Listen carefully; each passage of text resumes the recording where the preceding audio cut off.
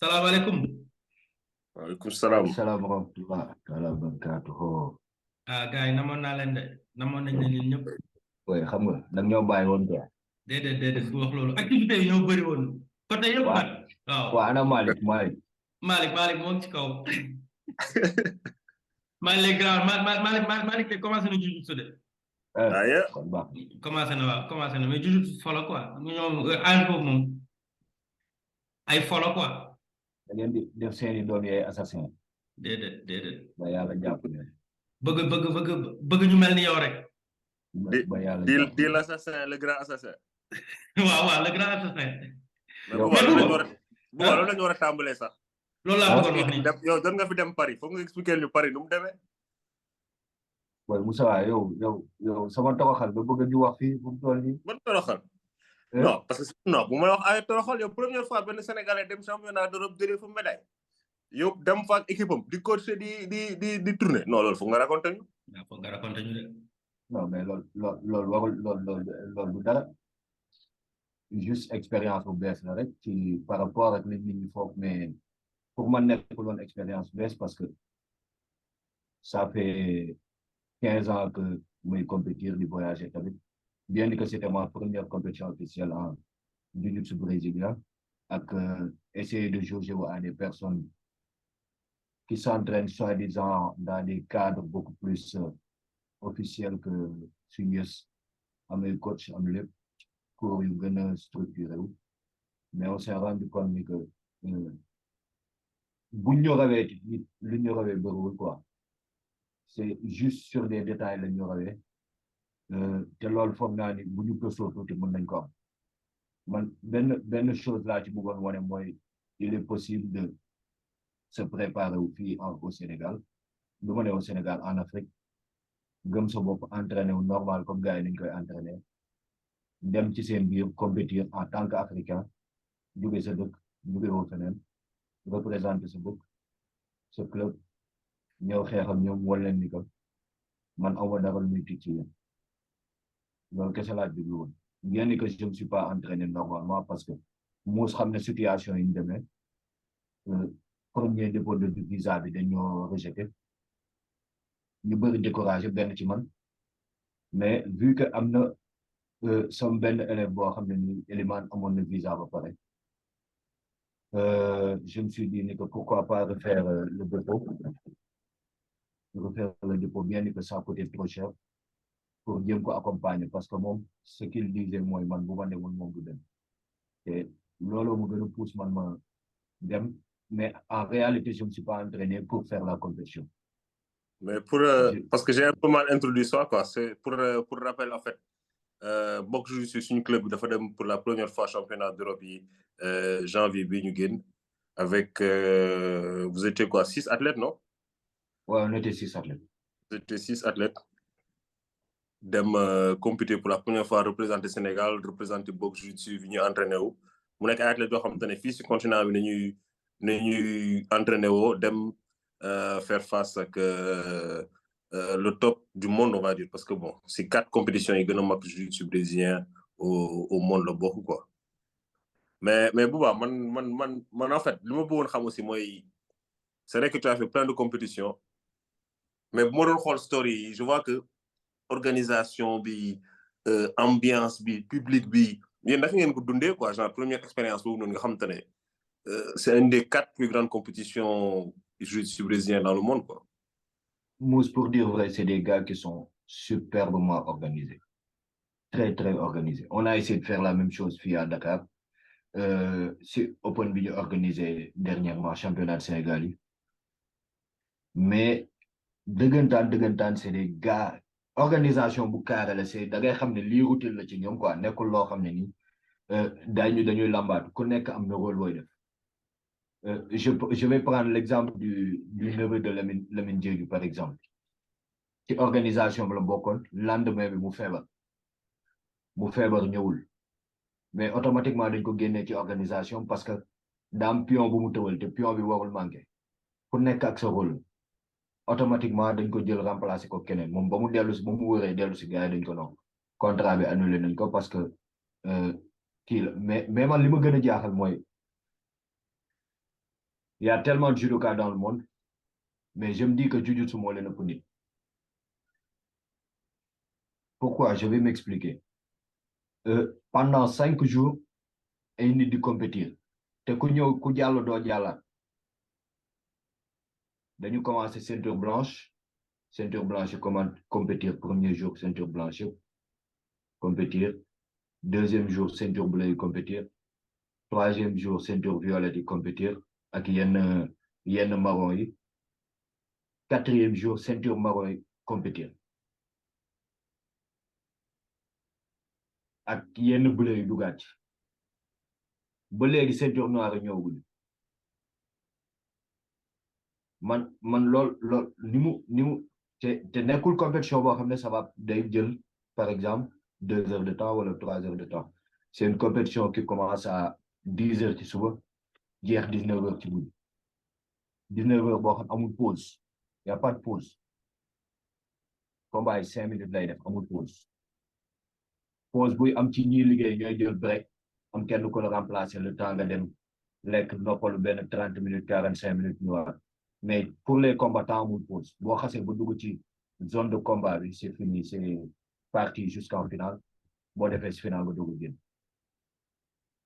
C'est une organisation huilée comme niñ koy waxee.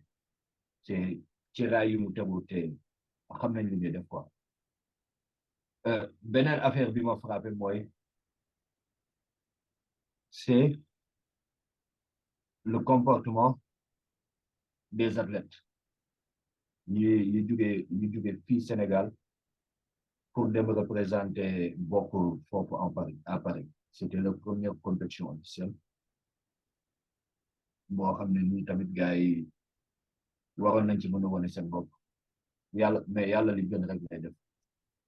Am nañu xeex 2 combats am nañu xeex 3 combats mais je me dis que c'est une excellente expérience parce que buñ fa jógee am na ñoo xam ne ni seen comportement changé automatiquement par rapport à la compétition parce que seen entraînement de vie mu changé directement.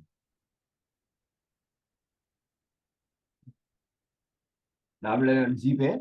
waaw non man li ma bëggoon laajte mooy yow en tant que tu es parti en tant que coach et en tant que compétiteur en tant qu'athlète donc dama bëggoon xam nan nga doon def ba mën a mélanger ñaar yëpp di motiver sa di coacher ak di motiver sa athlète yi et en même temps war a préparer sa bopp pour compétition que ce soit mentalement ak tamit physiquement nan nga gérer loolu avant la compétition et pendant la compétition et après la compétition soo ñu mënee expliquer mental like psychologiquement lépp li nga ni nga ko gérer quoi. Je suis pas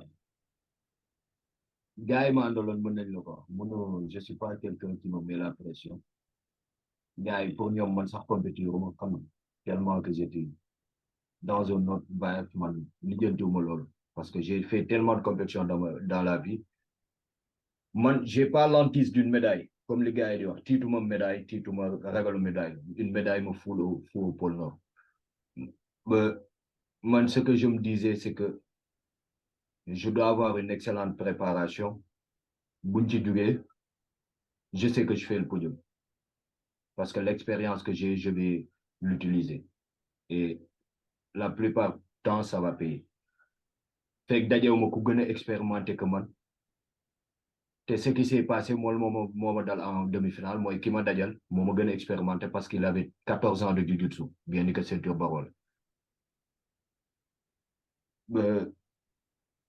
Bu ñuy wax préparation bi au début on a commencé une préparation très dure très dure mais ba ñu amee ay école ni que kenn lañ may visa ñeneen ñi dañ leen rejeté on a tous cassé le rythme parce qu'on était benn groupe de 9 personnes ñoo waroon voyager en première ligne benn groupe de 9 personnes dont deux coachs ñoo waroon voyager ñu dem ba ci biir Moustapha liggéeyam éliminé ko directement parce que dañ ko jox calendrier boo xam ne nii il devait être quelque part ailleurs par rapport à son boulot kon moom liggéeyam daf ko éliminé il restait 8 athlètes Nous commençons sur un entraînement, on commence à être un rythme de compétition.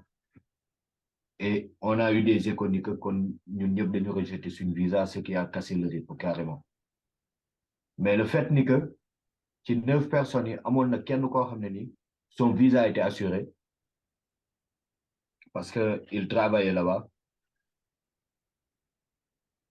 Moi, nous casser le rythme carrément parce que c'est de notre devoir de l'aider à aller le plus haut possible, de le pousser en tant que coach, en tant qu'athlète en même temps, connaissant qu'est-ce que c'est que la compétition.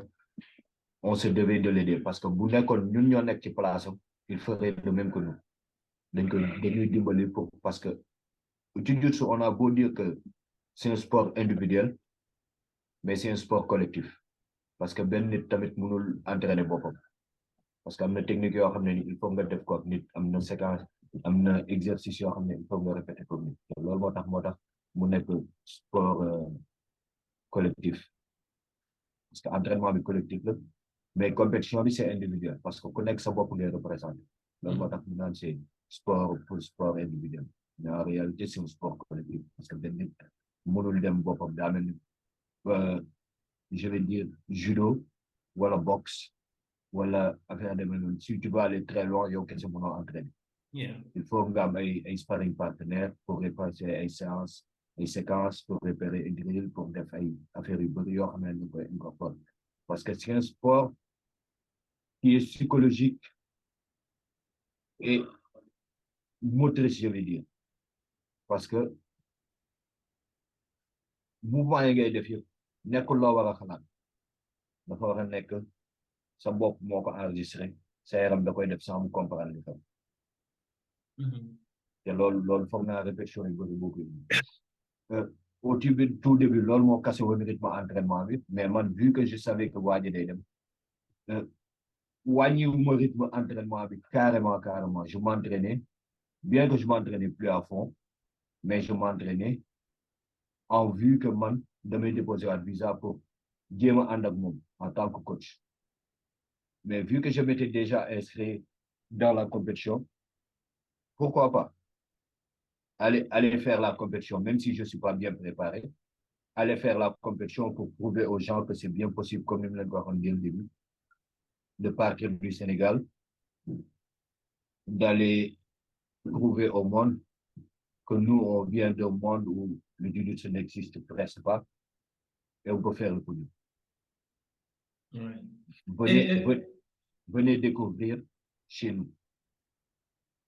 Est-ce que mën nga ñoo raconter un peu comment s'est passée cette expérience sur le tapis bi nga demee foofu tout en sachant que la plupart de tes athlètes étaient malheureusement déjà éliminés bi ngay dem est-ce que loolu noonu motivation de plus la woon wala comme d'habitude rek moom waaw bàyyi fa la quoi moom sans pression quoi waaw. JP man xam nga man la wax gars yi.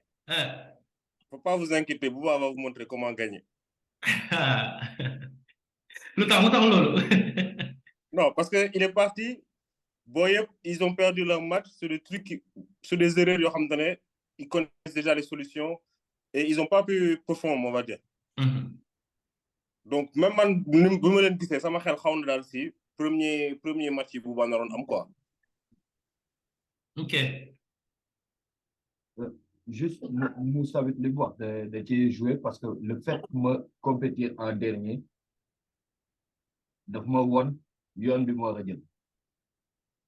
j'ai des atouts sur les takedowns. Je fais tout pour marquer les premiers points. Et moi, je connais mon jiu-jitsu. C'est au dojo, je joue beaucoup sur le dos. Mais je sais qu'en compétition, pour gagner, il faut être au top. Il faut être en position dessus. Donc, la stratégie était déjà claire dans ma tête depuis le début. Quel que soit alpha, takedown, jouer les points. Je ne suis pas un gars qui soumet, bien que vous me dire quoi de me. Mais le intéressant, c'était la pression que les gens essayaient de me mettre. Et que je ne me mettais pas la pression. Moi, chaque jour, j'étais là comme si quelqu'un pouvait compétir ou entraînement, j'étais à Madeleine Saï, t'as que les bagages, ils me font et tout. dem entraîner acclimaté wu jéem a xool situation bi ñu demee mais li gën a dalal sama xel c'était le fait de tourner avec Johnson Gomez qui est champion des middleweight fu mu toll nii amul 84 kilos mooy middleweight waaw mooy middleweight mooy champion en titre bi c'est je pense que bu nekkul numéro 1 mooy numéro 2 mondial fu mu toll nii IBJJF le fait de tourner avec lui et de le faire tomber de passer sa garde et de sortir de certaines positions yi nga xam ne ni waaye di jël na ko kaw naa dalal sama xel à 2 jours de la compétition parce que je me suis dit ni que si je peux faire ça avec le gars qui est numéro 1 au monde comprendre kon bu ma dajee koo xam ne ni il n'est pas au même niveau quand je peux faire quelque chose man li gën a tax ma perdre compétition bi du c'était pas technique c'était plus physique parce que dama sonn ba amatuma njëriñ gëj a compétir am na ci ñàkk préparation bu normal am na ci mais dama sonn ba mon corps ne répondait plus c'est pas une soumission c'était la fatigue extrême et moi j'avais décidé de faire la toute catégorie open weight j'avais décidé donc en tant qu'un athlète qui réfléchit comme un combattant direct ma tête elle a switché je me suis dit quel que soit le ce combat je vais le perdre parce que j'ai pas assez de jus pour pousser et que le gars il me mène au point j'ai essayé de revenir il a repris le dessus il est passé sur une position boo xam ne nii c'est peu probable ma génn ci parce que monté la ma tête elle a switché directement tu veux faire la toute catégorie arrête cette perte d'énergie et va te concentrer sur la compétition suivante automatiquement j'avais déjà sécurisé la médaille j'abandonne pour me préparer pour toute catégorie mais malheureusement dama tegoon toute catégorie le lendemain bi la mais c'était le même soir et ba ma defee toute catégorie après deuxième combat bi j'étais tellement fatigué mais du sonn bi moom metti le fait ni que le gars il m'est soumis sur une technique comme face chaque jour imbécile bi daf ma koy def chaque jour man loolu moom metti quoi mooy le fait ni que je suis rentré Jesus Christ il a ressuscité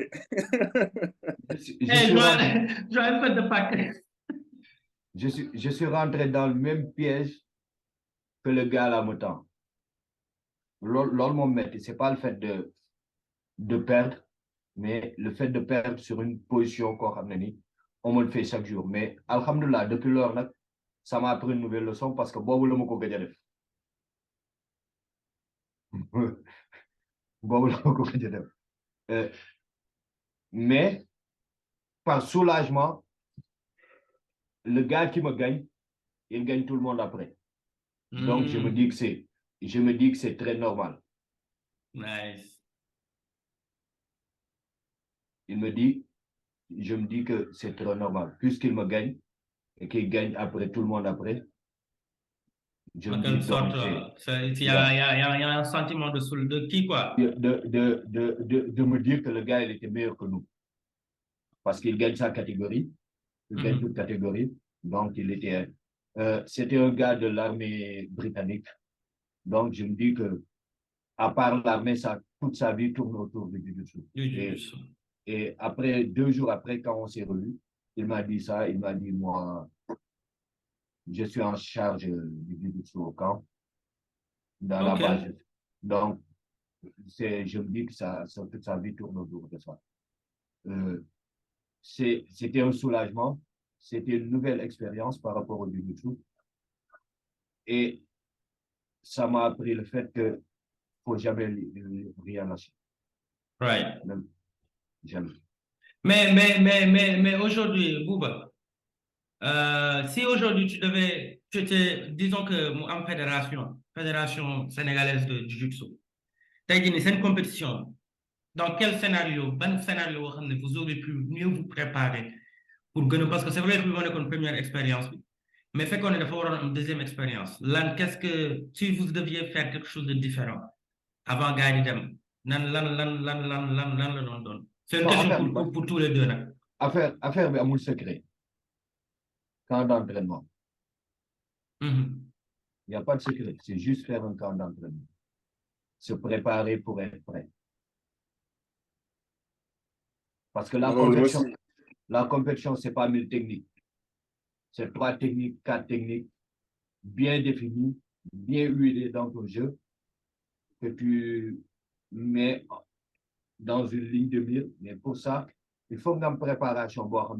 Durant toute ta préparation, c'est juste day mel ni train bu tegu ci raay day daw rek moom yoonam new ci du jàdd loolu kese la mooy il faut qu'un camp d'entraînement pour être prêt physiquement, pour être prêt techniquement et pour être prêt mentalement parce que gars yi ëppale wuñ la dara dañ la gën a prêt rek gars yi dañ la gën a bari. Man si préparation bi laa bëgg rebondir parce que comme tout à l'heure il le disait affaire visa et que dans le cadre de la préparation aussi, il faut séparer les choses. Qui athlète à qui organise affaire yi qui prépare affaire yi gars yi mënuñ nekk war a am combat war a gérer fi ñuy dem dali fi li ñuy lekk seen billet d'avion tu vois donc tout ça c'est des choses c'est des facteurs yoo xam te ne dañuy yokk ci affaire bi et puis ça a pesé sur la performance aussi quoi c'est des ay variables externes la yoo xam te ne c'est dans le cadre de la préparation de séparer ça de ce que les athlètes ils font chacun son rôle quoi à jouer. Même chose ça s'est vu ces dernières compétitions bu ñu organisé fii le 19 mars boo xamante ne c'est à nous d'organiser la compétition et c'est à nous aussi de préparer les gars donc bien sûr on n'a pas pu préparer les gars. Ouais. Et en même temps aussi on déroulait une série de séminaires avec Lionheart, l'initiative Lionheart qui revenait pour commémorer les 10 ans de la première fois ils sont venus au Sénégal pour jàngale jiu-jitsu brésilien. dama càng. non man de càngul si man xanaa si moom rek la càng. Ah ok donc c'est ça quoi en fait te loolu pour naa c'est nous nañ jox exemple jiu-jitsu brésilien mais du jeex sport yi nga xamante ne ils ont des problèmes pour avoir sax billet d'avion wala lu ñu lekk. Il y a quelques années il y avait l'équipe de karaté junior bi waroon dem Mali imaginez Sénégal ak Mali rek ñu am problème pour dem bus nañ mujjee loué pour dem fa di lekk du n'importe quoi donc tout ça même c'est des facteurs qui jouent sur la performance des athlètes quoi ak préparation et au point de vue technique ak préparation je veux dire un truc que j'ai dit à quelques personnes mais peut-être que je l'ai pas dit à Bouba c'est que pour moi la médaille c'est pas pour montrer ça montre pas le développement du jiu-jitsu au Sénégal. Pour moi ça montre plus ça reflète plus qui est Bouba en tant qu'athlète mais que ñun suñu programme jiu-jitsu des na lu bari lu ñu ci war a développer pour que suñu produit qui puisse avoir des chances au niveau international et faire de très belles performances suñu programme de préparation suñu programme de cours lépp am na lu bari lu ci des boo xamante ne c'est sur nos élèves que ça va se refléter mais si pour moi c'est pas Bokk Jiu-Jitsu qui a gagné c'est Bouba qui a gagné en tant qu'athlète qui pratique les arts martiaux depuis plus de 20 ans et tout ça bon c'est des étapes pour moi ci avancement au Jiu-Jitsu Sénégal et si on l'avait pas fait qui sait peut-être d'ici 5 ans on serait encore dans le même moule dans la même pratique alors que am na lu bari lu ñu war a changer loo xamante ne gars yi liñ dem championnat d'Europe rek tax nañu gis ko. Effectivement. ay failles yu bari yoo xamante ne dañ ko war a combler et c'est vraiment genre j'espère vraiment que bon nous on a pu le faire en jiu-jitsu j'espère qu'on pourra le faire encore et encore et que yeneen sport yi nañ mën a am ouverture boobu noonu parce que ñi entraîner Sénégal du jeex ñi nga xamante ne chaque jour ñu ngi yeewu di entraîner wu mais dañuy gis koo xamante ne 2-3 ans mu ngi boxe mais ba léegi ni muy bouger ni muy générer doole buy dóor changé wul te loolu boo demoon boxe une fois à l'étranger rek ak quelqu'un qui est à niveau international c'est des réajustements que tu pourrais faire, non seulement pour toi, mais pour sa salle. Donc, exposition, rek, pour moi, vraiment, lu am solo la. Mais on dirait qu'on a perdu Bouba.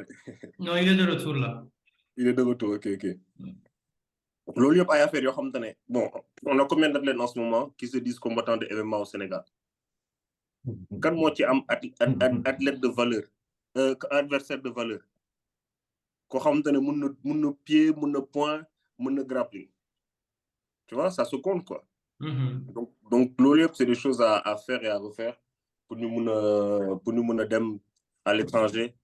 Et quand je dis à l'étranger c'est pas forcément dem Europe wala dem États-Unis. Si am na fi ay pays Afrique yu dul jeex yoo xam te ne gars yi war nañ fa dem testé wu ba pare balaa ñu naan dañuy dem MMA France. Effectivement. Ay Cameroun, ay Bénin. Ay Bénin juste pour ça, ma philosophie elle est très simple par rapport à ça. Tous les athlètes qui disent qu'ils ont le niveau de potentiel pour aller en Europe dem leen da ngeen di foo wala yéen seen xel moo leen di nax. Tu oses aller te faire taper avec quelqu'un qui a, par exemple, 50 combats amateurs. Voilà, moi, le premier combat professionnel. Donc, expérience, dans la cage. Mais je pense que concept, il y a aussi un truc de conception qui est populaire, quoi. C'est du genre, la plupart du temps que nit ku ñuul moo gën a dëgër nit ku weex. Alors que de loolu dafa fekk ne entraîné woog ñoom wala combattre ñoom pour xool gars yi expérience ak technique. Et loolu lenn dong nga leen ëppale lenn kese nga leen ëppale endurance. Kese endurance boo commencé nekk dans les problèmes mu commencé di chuter. Mu commencé chuter. Loolu kese te loolu pour nga am ñoom boo tolloog ñoom doole. Tu ngay comprendre que endurance nga leen mais bu ñu la ëppee doole non yow sax dara du feeñ mun am benn aptitude bu feeñ te xoolal du sa question doole question de niveau la. de niveau mun nañ génne sa exemple Sénégal jël exemple John Jones Cyril Gane bi John Jones taxawee bëgg a dóore gis ne que dara nekk du fa mu décider grappling combat bi jeex na. Après ça tu te demandes est-ce que Cyril mus na rouler ak ku jege sax niveau John Jones. Parce que ni mu trouver solution moo gaaw. Non, le problème. Vis-à-vis, il y avait rien. Le problème, c'est par rapport au coach, c'est pas par rapport à Cyril. S'il va aller très loin dans l'UFC, il sera. Warmomo séparé ou Stéphane Lahomo. Fernand. Wow. C'est pas à me séparer au Fernand. Mais il faut qu'il ait des lutteurs qui se connaissent en jiu-jitsu dans son truc, dans son encadrement. Mais ça revient sur ce que Mousse vient de dire, exposition, quoi. Parce que peut pour nekk sax parce que da ngay xool même soo nekkee aux États-Unis foo xam ne fa la MMA gën a kii et tu es dans les meilleures salles. Souvent, c'est bien ngay génn di jàngi feneen parce que salle bu nekk sa spécialité. Da ngay dem salle yoo xamante ni gars yi ay leg locks rek la ñuy def.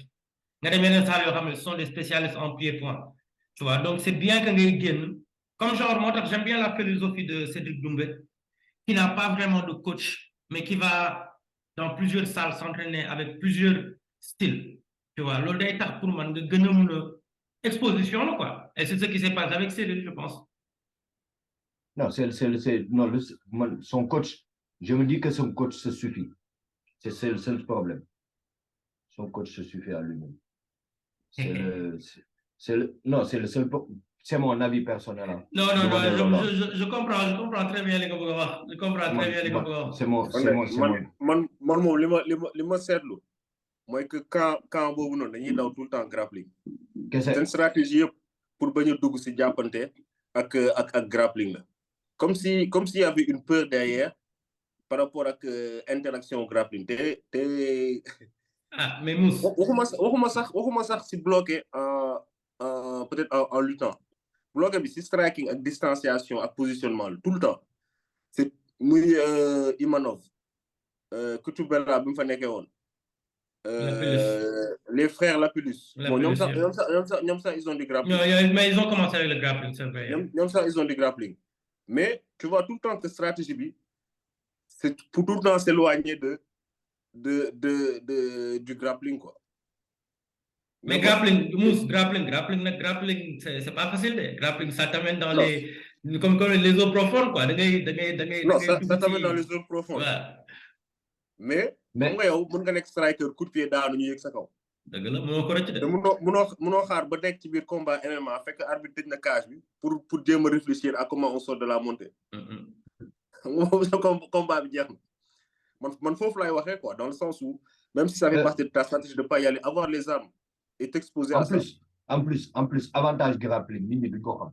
Avantage grappling c'est que ça te rend beaucoup plus fort physiquement, ça te rend beaucoup plus solide et ça te rend beaucoup plus réfléchi. Parce que action bu nekk ça peut se retourner contre toi. Le fait de s'entraîner avec des gars qui sont meilleurs que toi, de lay yóbbu ci situation yoo xam ne ni tu es obligé de trouver des solutions. Les solutions yi ngay trouver dis quoi que benn jour nga dajeek benn gars bu qui a le même boo dugal ci même situation que biñ la dugaloon yow ba nga trouver ci solution est-ce que gars boobu dina ci génn bokkul ak séquence yoo xam ne dañ koy toog répété ko jàng ko mu dugg huilé wu non mais boo dajeek koo xam ne dañu def pour mu dugg sa yel yi ñoo munoo striker. mooy li muus di wax nii munoo striker kon stratégie bien que tu veux t'es un gars du stand-up mais sa stratégie elle doit inclure la lutte, elle doit inclure le jiu-jitsu. GSP bu ma joxe exemple boxe jiu-jitsu par exemple képp ku ne day entraîné wu MMA bu baa indi la ko il faut que ceinture colorée gradée ñu mun la dugal dans les eaux profondes yi nga xam te ne yow tu seras dans cette situation dans le combat nooy génnee monter nooy ku jël sa dos noo ciy génn clé de bras fan nga war a bañ a teg sa loxo triangle sa positionnement fu mu war a ne loolu yëpp faut que koo xam te ne da ngay def MMA pas forcément on va t'apprendre cette technique là mais que tu puisses sortir de ces positions résister xam ce qui se passe. Donc c'est moi j'ai l'impression que genre atmosphère yooyu noonu lañ plongé wul assez Cyril. Mais on dirait que aujourd'hui je l'ai entendu dafa génne benn vidéo tey si chaîne am bi et il explique gars il parle même avec Lapulus et je pense mu nekk boy bu bees bi Gomis boobu noonu te mu nekk seen camp et apparemment là il ne strike même plus apparemment soo duggee si biir salle bi il est tout le temps en train de rouler. Il roule, mais il roule pas avec les meilleurs. C'est ça le problème. C'est ça le problème. Mais Khabib l'a invité plusieurs fois. Le problème, c'est que tu roules, mais tu roules pas avec les meilleurs. Tu roules avec des gars qui ont capacité physique et intellectuelle pour doubler le petit problème. Cyril, il a assez d'argent. Il est assez riche pour ça. S'il décidait, par exemple, États-Unis et adversaire américain, le jóge foofu dem Brésil. wala mu jóge foofu dem ci dëkku. mais loolu est-ce que aussi il y a pas ce problème avec son coach parce que son collègue c'est le problème qui s'est posé avec Ngannou, c'est le problème qui s'est posé avec l'autre combattant là. moo tax ma ne la il se suffit. sama gars même avant ça là, je pense que Cyril dafa war a génn Paris parce que lifestyle bi muy dund àndul ak combat ak li nga war a def pour mun combat xool ko ci Masvidal il commence à manger ses millions il commence à vieillir mais dafa talati ay entraînement yi non déggoo li ma je suis assez riche. il faut se plonger dans l'environnement qui va te permettre d'être performant dans la cage. D'être performant dama koy xoolee ci quand tu as dit ça Moussa may rappeler Gordon Ryan bi année bi nii bi ñu bon pour ñu xamul kan mooy Gordon Ryan il est considéré en ce moment comme le meilleur jiu-jitsu no-gi sans kimono jiu-jitsu au monde quoi le meilleur et moom bi année bi nii bi ñu ko prévoir benn combat ak Peña ki nga xam ne gagné na ko ñaari yoon dafa c'est un gars assez riche c'est un millionnaire dafa jël oto mi mu yore woon yëpp dem jënd benn oto bu ndaw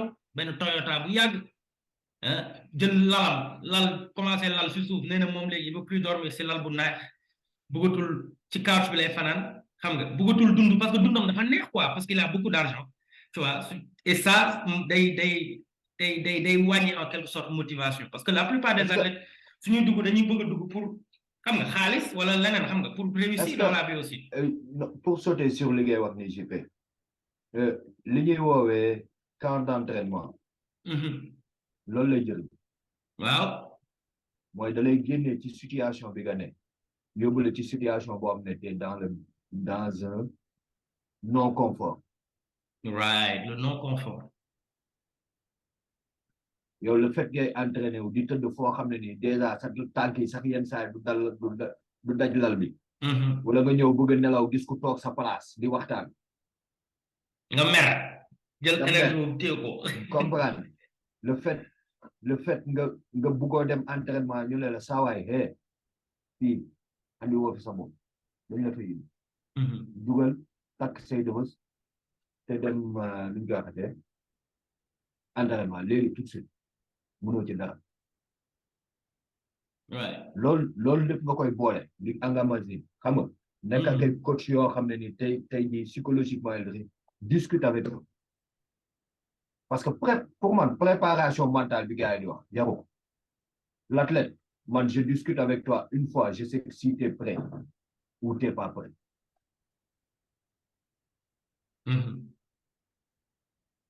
sa xel benn waxtaan mën na ko canaliser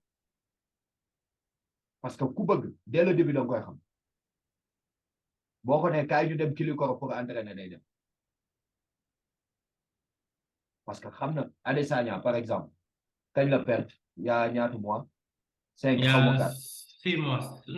6 mois 5 mois. 5 mois la perte 5 mois ba mu fi jógee lu mu def directement dafa duggaat camp d'entraînement pour préparer waat et psychologiquement ñu bëri ils sont pas prêts à faire. Ils sont pas prêts. Surtout pour un gars qui t'a battu 3 fois. lan la doon wane foofu la persévérance. ak l'envie ak bëgg. kii dama ko bëgg a gagner te pour ma gagner ko moom day dem noppalu man du ma noppalu man damay dem entraînement kenn du ma gis kenn du xam ci lu ma ni. et loolu souvent compétition moo la koy jox donc loolu tax li nga wax léegi sa athlète yi seen comme li nga gis ni am na ñoo xam ne seen attitude day changer parce que même fekkee ne les gens vont voir que dañoo perte mais en quelque sorte perte wuñ dañoo jàng lu bëri tu vois et comme tu dis très souvent il y a pas de défaite quoi quand tu gagnes tout est parfait mais quand tu perds tu apprends quoi. Tu apprends te affaire boo xam ne nii nous Africains on n'a pas cette philosophie nous on gagne l'argent mais on fait jamais gagner de l'argent nos partenaires et nos sparring. Europe États-Unis affaire bi métier la je veux devenir le meilleur j'ai un cachet d'1 million ma jël 300 000 fay gars yi leen bàyyi xool chaque jour dama leen bëgg a gis entraînement dee leen toj sama kanam bi 300 000 yi yéena ko moom. mais bu nekkee dañ may fay ma jël sama xaalis yëpp def sama poche léegi man bu mu la waree dimbali est-ce que dinaa ci sawar. boo seetloo gars yi ils ont leur cachet dañ ciy jël ay ñoo xam ne nii bon JP nii lay xeexee kan moo ma mën xeex loolu noonu comme moom kan moo am même style que JP bon Moustapha même style de JP waaye Moustapha allo foo ne waaw baay dama la soxla woon de waaw dama combat ak JP quoi te gis naa ni yéen a ngi style man dama bëgg loolu boole sama camp d'entraînement mën naa la fay nangam. il faut que loolu ñu intégrer ko ci suñu évolution te MMA gars yi dégg ay rumeur la xaw ma c'est vrai xaw ma c'est pas vrai maa ngi gis gars yi Facebook di ko publier ils veulent faire un UFC Afrique à Dakar. non Dana White la gars yi laaj UFC Afrique fan la mu ne instant yi Dakar Arena la nekk di xool Dakar. waaw xam nga Dana White bu ko waxee. c'est quelque chose de bu dul sax gars yi ñoo nañ jéem a testé gars yi mettre les bâtons dans les roues mu annoncé ko monde bi yëpp. pour annoncé monde waaw. donc gars yi dañu ko posé question moom mu laajte ko Hunter xam nga Hunter gars yi daana mooy contrôler affaire yi mais ñaari gars yi nekk si ginnaaw Hunter ak kii keneen ku tuddati am na ñaari gars yi Hunter Campbell ak am na keneen ñaari avocat yooyu ñoom ñooy gérer affaire yëpp si suuf et gars yi instant yii ils ont des gens à Dakar quoi comme li ñu wax yoo commencé nañ xool. et loolu sax ngeen baax ma ne parce que loolu laa bëggoon mu nekk suñu deuxième sujet si podcast bi quoi. tey jii nii vous avez 12 minutes ah. voilà léegi 12 minutes yooyu noonu boobu balaa ngaa dem xam naa ne maag mus nañ si gën a développé parce que disons que ne tey jii nii loolu mu am wala mu ñàkk am c'est-à-dire que le nom du tey jii nii on parle les gars UFC a tout le temps parlé de faire ay événements Afrique tu vois et soo xoolee pour la première fois ñuy tudd benn cité benn dëkk Afrique te Sénégal et pourtant on n'a pas d'athlète. On n'a pas de Sénégalais à l'UFC. Tu vois? Donc, loolu am na lu bëri lu muy wone mais tamit am na tamit lu muy wone am na lu bëri lu baax lu ma si gis ak lu bëri loo xamante ni genre c'est comme s'il y avait un décalage. Tu vois? Entre. Que ça, c'est dû au fait du travail du gouvernement pour gagner le Sénégal comme destination pour un événement. Que ce soit des événements institutionnels, événements sportifs, événements culturels. Ben liggéey la boo xamante ne ça fait déjà plusieurs années mooy Diamniadio bi ñuy gis nii rek. waaw bu nekk vitrine du Sénégal bi nga xam ne ñuy gëmloo ne que Sénégal c'est un lieu où il y a et puis li naxaate aussi c'est des gens comme Bombardier wala benn regret koo xam ne c'est pour man c'est des spécimens naturels sport boo leen dugaloon nañ ci génn dañu mën a génn ah ngay dégg nit yooyu noonu ci MMA ngay dégg affaire du Sénégal ngay gis ay photo lutteurs yeeg yooyu nga foog ni que fii y a des choses structurées et qu'on est prêt pour ça. Mais bon, c'est pour moi, et puis il y a aussi Ares, Ares il fait la table. Donc je pense que l'OLIEP a précédent qui joue en notre faveur quoi. Mais man li ma jaaxal li ma kii mooy que ne c'est-à-dire que ça a ouvert le fait que ñu wax loolu noonu et que en ce moment ngi daw sur réseau yi am na buntu bu muy ubbi donc que événement UFC bi amee Dakar wala mu bañ a amee Dakar am na buntu boo xam ne c'est déjà ouvert. Tu vois? Maintenant, nous, en tant que Sénégalais, pour commencer à avoir des positionner sur nos bopp, on va pouvoir gagner au maximum. Mais sinon, c'est des étrangers, des Français qui vont venir, des Américains qui vont venir, et on a gagné plus que nous. Sans affaire préparation, organisation, en fait, muy biñ demee bi gars yi demee Paris muy compétition bu ñu organisé en mars là dafa wane ni que il faut qu'il y ait des métiers autour des sports de combat professionnalisation bi dafa war a gën a gaaw parce que mun naa jox exemple de quelqu'un comme Matar qui a ouvert son club Mantis l'année dernière koo xam te ne tu vois que c'est un professionnel il a un produit à vendre il a des services à vendre à des clients ñun mentalité boobu noonu nañu war a dugal suñu bopp pour suñu bëggee sport avancé nga xam te ne même on sera devant mais mun naa jox exemple juste lamb il y a pas longtemps Eric Favre spectacle bi mu fi def ci lamb bi boo xam te ne musuñu ko gis alors que bàyyi ay 20-30 ans ñu ngi ci lamb bi. il a fait quoi lan ban spectacle non il a juste créé un spectacle autour de la lutte. C'était ordonné, ça a commencé à l'heure. Il n'y a pas eu de violence. Il y avait un écran géant, il y avait des feux d'artifice.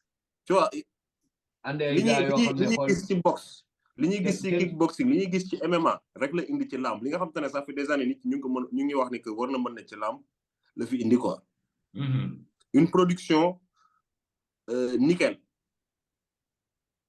Mais encore une fois nit mooy jóge étranger def ko suñu dëkk ñun ñu ngi fi depuis des années. mënuñ fexe sax ba am championnat bu tegu ci yoon. temps yi rek c'était Reug kan la doon combat tay Sa Thiès.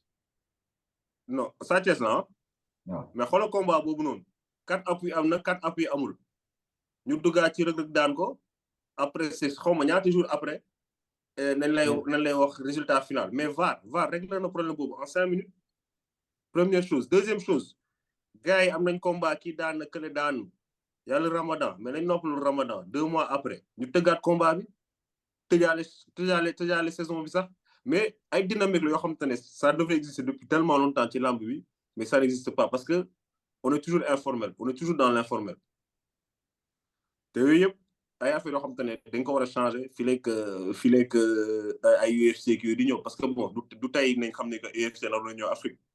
waaw loolu moom dëgg la.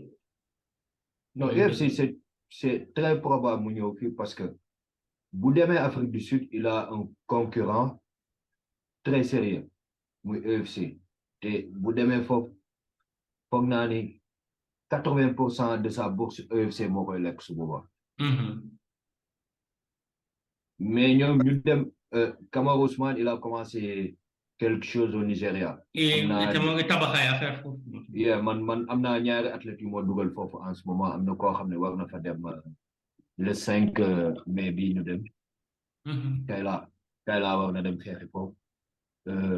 am na beneen waay bu war a dem ci beneen Kéba war na dem ci beneen organisation ci comment dire après au Nigeria mais beneen organisation la bokkul ak bu Kamaru Usman la maa ngi jéem a dugal Tafsir ci mais je te dis c'est des gars yoo xam ne ni ils peuvent faire beaucoup de choses mais juste avoir le cadre nécessaire pour leurs entraînements parce que c'est des gars yoo munoo di entraîner pour gagner te nekkul sa gagne-pain quoi.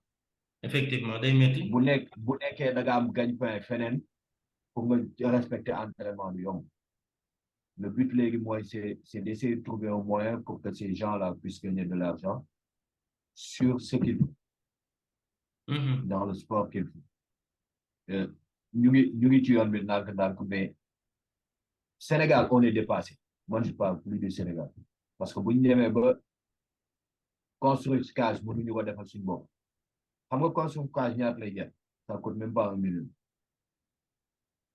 bu nekkee yaa jënd élément yëpp defaral ko su bopp MMA Sénégal bi organisation bi ñuy wax bu ñu demul saalu Mantis louer salle pour def ko sur une cage de 4 mètres carrés un combat sur une cage de 4 mètres carrés c'est pas un combat c'est un entraînement technicité mënu fa feeñ capacité physique mënu fa feeñ parce que cage bi dafa ndaw trop bu nekkee ñooñu mënuñu investir ci dans le futur dañuy xaar lépp ñu defal leen ko pour ñoom ñu jéem a profiter wu ci loolu ñun kañ la ñuy demal suñu bopp c'est les questions à se poser ñun kañ la ñuy demal suñu bopp beneen affaire mooy UFC dina am Sénégal tôt ou tard mais gëm naa ne nous niñ koy waxatee on est kii nañu yàgg na ñun tëb nañu ñun bokk fi ci. tu penses que édition bi di ñëw quoi du doon Sénégal quoi. non mun na nekk Sénégal mais bu nekkee Sénégal ñun bokkuñu parce que on est en retard. on est en retard. on est na ko aussi. on est en retard. amul benn xam nga dëkk yëpp ni ñuy def mooy ils imposent que les athlètes du pays passent les cartes ñooy nekk ci carte yi même bu nekkul ci carte principale bi carte prélim bi ñoom ñoo ciy ëpp. ñoo fay ëpp waaw mais Sénégal bëriwuñu athlète quoi. mais koo fay présenté c'est ça problème moo tax ma ne on est dépassé ñun bokkuñu. mais loolu lan mooy solution bi ngeen foog. non solution bi mooy il faut investir dans les MMA.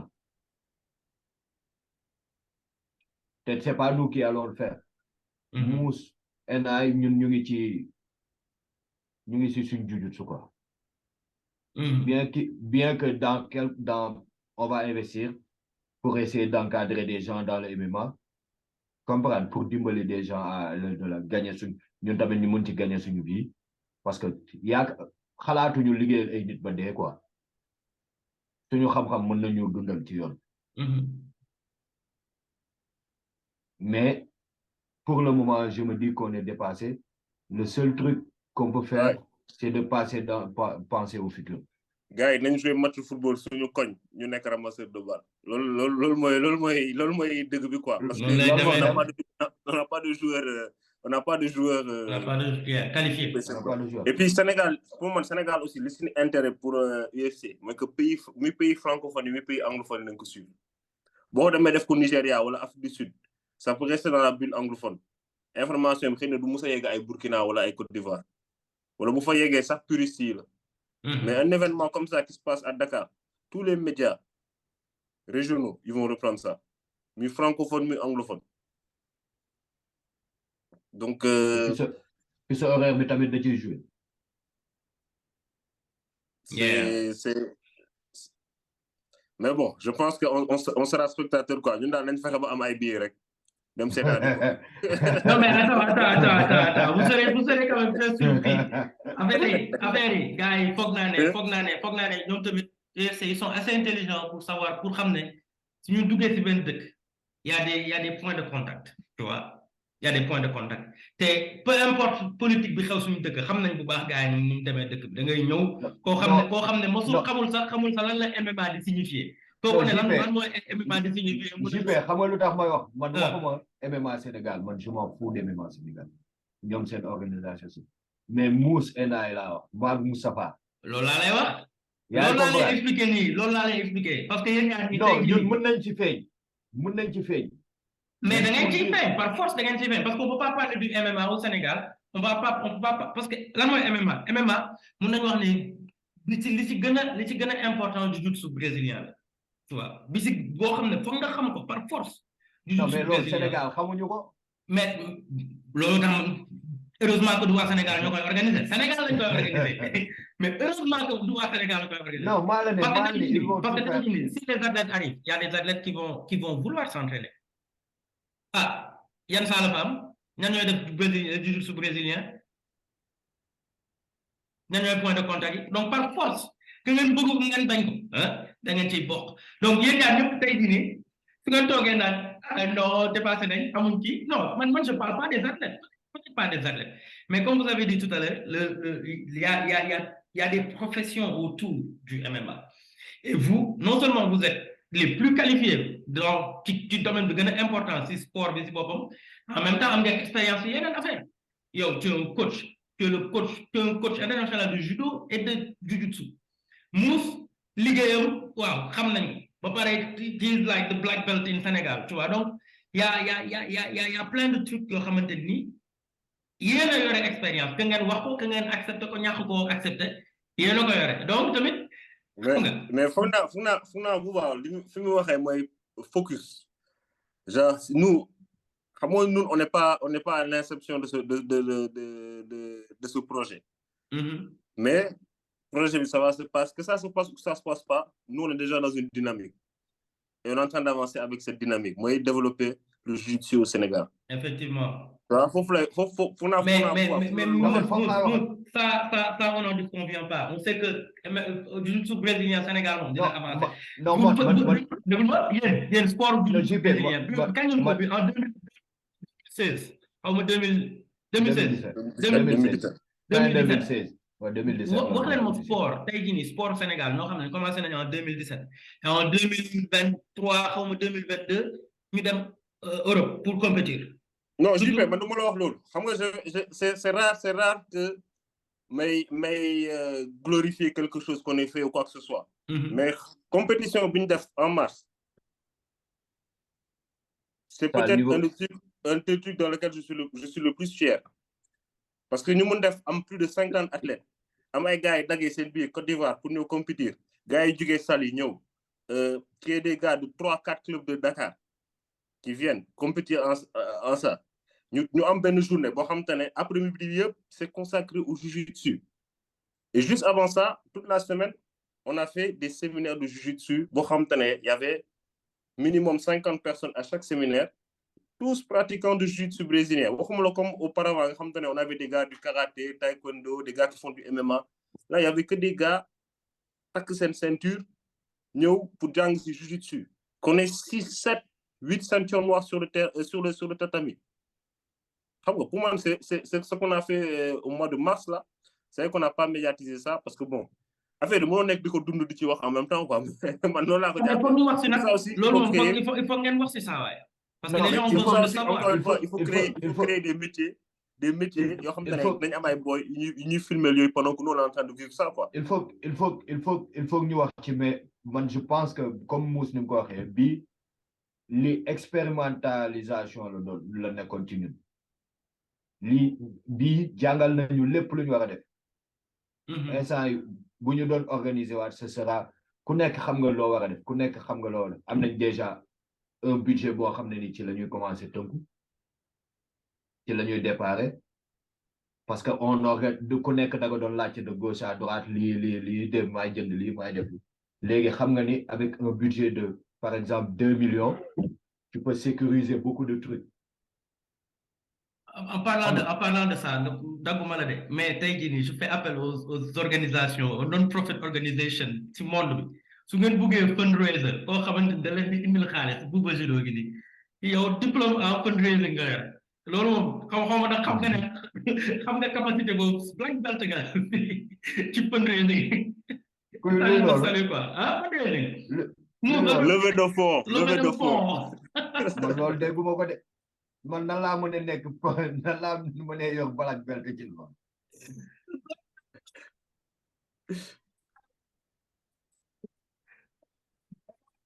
loolu li nga wax dégguma ci dara déggatuma ci dara. après naa la kii si suuf ñu créé benn compagnie si suuf boo xamante ne xam nga gars yi suñu soxlaa levée de fonds rek. Non mais encore une fois xam nga UFC dégg dina waay muy wax affaire au Sénégal il y a 2 jours ça me surprend en même temps en fait affaire ni nekkee di accélérer aux dernières années autour du Sénégal moo graw que ba nga xam tane am na koo xam tane ñëw na investir ubbi fi salle boo xam tane li nga soxla yëpp pour entraîner wu MMA am na fi. te mu nekk Sénégalais en plus yëpp. de plus en plus gars yi di wax ay affaire combattant sénégalais ay sénégalais di fi jugee di dem à l'étranger di entraîner wu. de 3 ñun dañu nekk def ci jiu-jitsu boo xam tane mun naa wax ni lu ndaw la ci ñun mais j'ai l'impression que rayonnement bi ñun sax mënuñ ko comprendre dafa mel par exemple mu ne wax initiative Lionheart ça veut dire quelque chose de différent pour chaque personne qui y prend part que ce soit les Américains qui viennent donner des cours que ce soit nous qui les suivons depuis des années di travailler avec eux depuis des années que ce soit le gars la ceinture blanche bi nga xam te ne mu ngi ñëw séminaire pour la première fois mu ngi ceinture noire boo xam te ne c'est un champion du monde ça veut dire quelque chose de différent pour chaque personne te li gën a grave mooy MMA ak sport de combat durant ces dernières années ñu nekkee di métamorphosé au Sénégal moo grave quoi il y a eu Ares il y a Eric Fabre moom dit xam nga sax maa ngi wax lamb bi mais show bi mu def kickboxing c'était magnifique production bi xam ne des chanteurs les lumières les sons et lumière bi public bi fii nga xam te ne en fait c'est que man j'ai même plus parlé de l'événement kickboxing que lamb bi parce que kickboxing dama ko dund. Il a amené un événement international. On parle du MMA tout de suite. Il a amené un événement international de kickboxing. Et c'est des gars qu'on connaît. Qui sont montés sur le ring, de combattre, de représenter le Sénégal. Le kickboxing, si vous avez un niveau bon, il faut le MMA. UFC, vous avez 3, 4, 5 Sénégalais qui sont cage. Eric Fabre, chaque combat, il y avait des Sénégalais. Je te promets que il y aura des Sénégalais ils sont basés ici mais est-ce qu'ils auront le niveau? C'est ça mon problème. Non, Bouba, je vais profiter de ce que tu dis pour lancer un appel aux gars qui font du MMA, qui soi-disant font du MMA. Voyez les vidéos qu'ils viennent de poster sur Internet. Premièrement, ça montre vos lacunes. Deuxièmement, c'est le Ligue d'Esna. Parce qu'il y a une vidéo, pour moi, ça te décrédibilise plus qu'autre chose. Parce que peut-être tes copains, Axel Wakon, ils seront impressionnés. Mais qui n'est que France, xam li nekk ci MMA li mu soxla li nekk ci striking. Am na ay failles xam ne kii warul yéeg ci ring pour def combat professionnel wala semi-professionnel. Yéegul niveau boobu noonu. De 1, de 4e, comme 3e, victoire au entraînement, c'est 0. Ça prouve rien du tout. Ça ne prouve rien du tout. Nga kaw nit entraînement, ça veut dire que tu as un mauvais partenaire d'entraînement.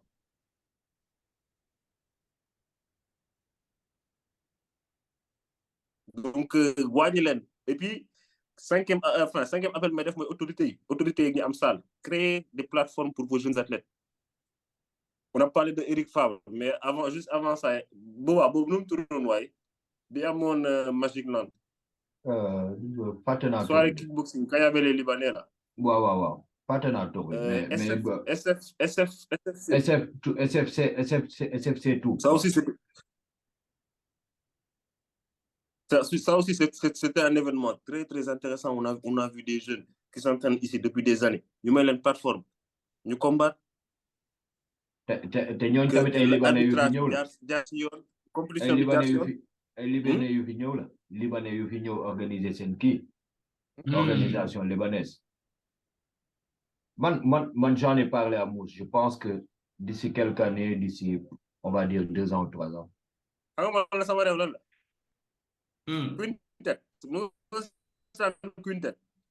Quintet, non. Non, ok, xamul loolu kii la. Kii ba mu commencé jiu-jitsu yàggul. Quintet mooy ban noonu. Non, demal bindu ko Quintet. Moussa Sane Quintet. Championnat grappling 5 contre 5. Oh, le truc de Russes là. Non. Ça coupe. Eddie Bravo. Malola. Attends. Ñun ñëpp la kay. Nan nga koy kii. QUI NT ET.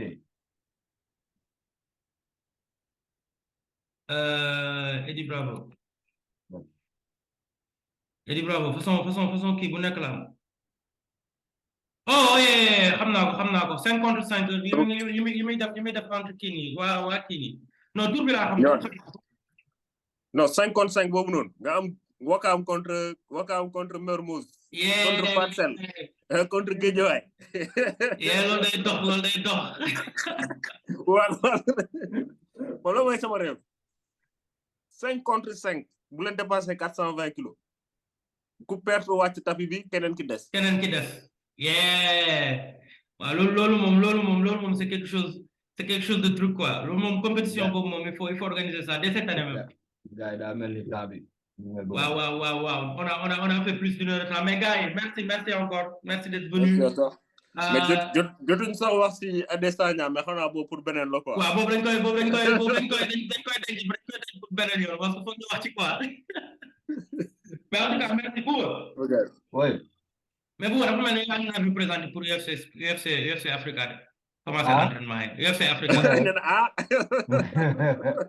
mu ne lan. waaye tëx na si saa si. Mais jaajëf gars yi nekkoon na. Ok.